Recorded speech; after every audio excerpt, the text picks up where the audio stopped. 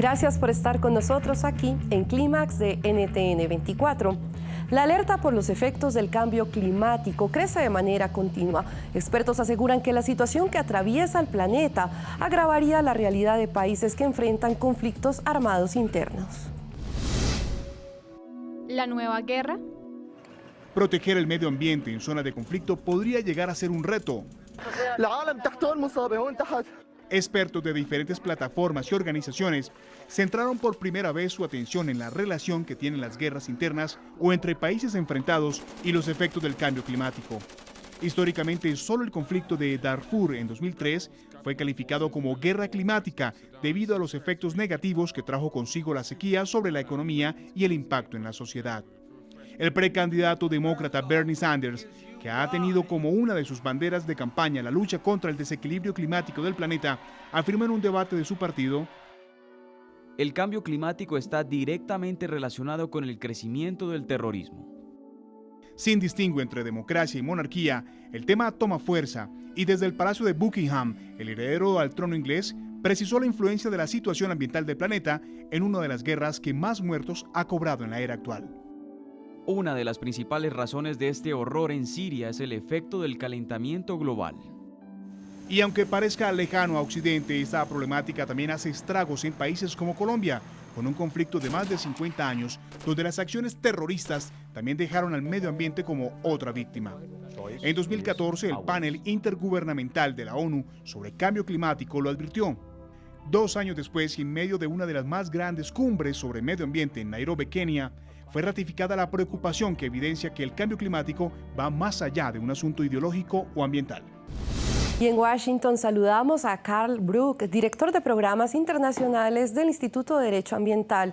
El cambio climático como intensificador de conflictos fue uno de los temas tratados en la cumbre de Nairobi. ¿Cree que pueden tomarse acciones para controlar esta realidad, señor Brook? Buenos días, gracias por tenerme, Harriet.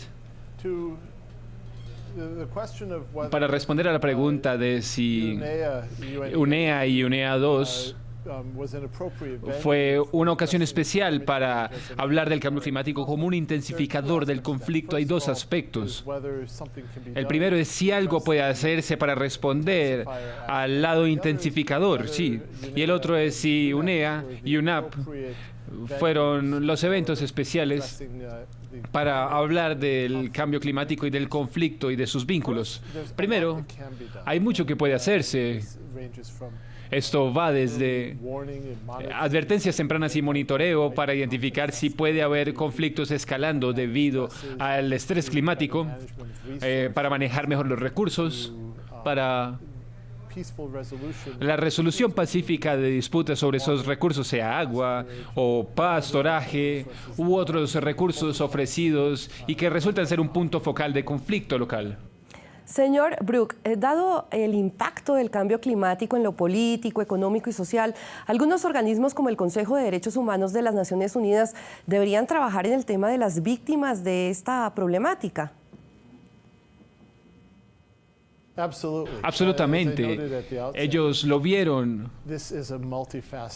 Y este es un desafío con muchas facetas que requiere distintos acercamientos. Entonces, la dimensión de derechos humanos al cambio climático es críticamente importante. Uno ve que el cambio climático afecta el derecho al agua, que las Naciones Unidas ha reconocido como un derecho humano. Vemos que el cambio climático afecta el derecho a la vida, que más o menos la mitad de países en el mundo reconocen el derecho al medio ambiente sano y casi todos reconocen el derecho a la vida, y eso de repente es interpretado como el derecho a un medio ambiente sano. También vemos el cambio climático afectando negativamente a los pueblos indígenas, hiriéndolos directamente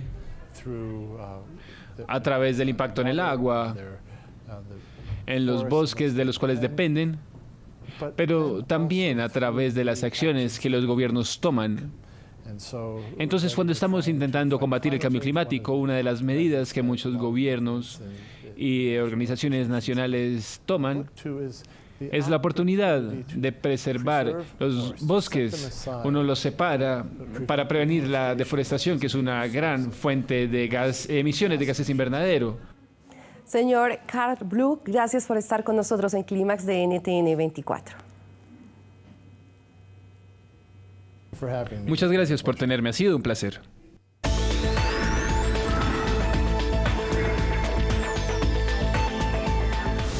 Y es este domingo, 3 de julio, se realizará el que será un evento deportivo solidario y es organizado precisamente por UNASUR. La idea es no solamente hablar de lo que es el ejercicio, la alimentación saludable y esos beneficios que tiene una vida sana para los ciudadanos, sino sobre todo recordarles que solamente han pasado cerca de 3 meses del terremoto que devastó la costa norte del Ecuador y que la solidaridad es necesaria, que la ayuda es necesaria todavía para las provincias de Esmeraldas y Manabí. Para hablarnos de este evento está con nosotros Yuri Chillán, que es el jefe de gabinete de UNASUR. Ustedes han estado entrenando no solamente para la competencia, sino para estar presentes en Ecuador por la solidaridad que es necesaria.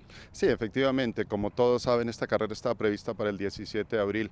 Justo el 16 de abril fue el terremoto, por supuesto, la suspendimos en solidaridad con las víctimas, pero también, igual que el país está resurgiendo, el país se está recuperando, nosotros teníamos un compromiso y por eso rehicimos la carrera y va a ser este 3 de julio y esperamos que la gente que está inscrita pues pueda participar y adicionalmente queremos hacer algo que lo consideramos importante. Tenemos 700 cupos disponibles para que las personas que no se han inscrito y lo quieran hacer, lo hagan con el compromiso que el dinero que se recaude lo vamos a destinar a las víctimas del terremoto. Porque aun cuando la sociedad, no solamente de Ecuador, sino de los demás países, ha apoyado muchísimo a la gente que ha sido damnificada, como que esa solidaridad va bajando, como la gente como que se cansa o se olvida, y eso no podemos dejarlo hacer, porque la reconstrucción de estas provincias va a durar muchos años.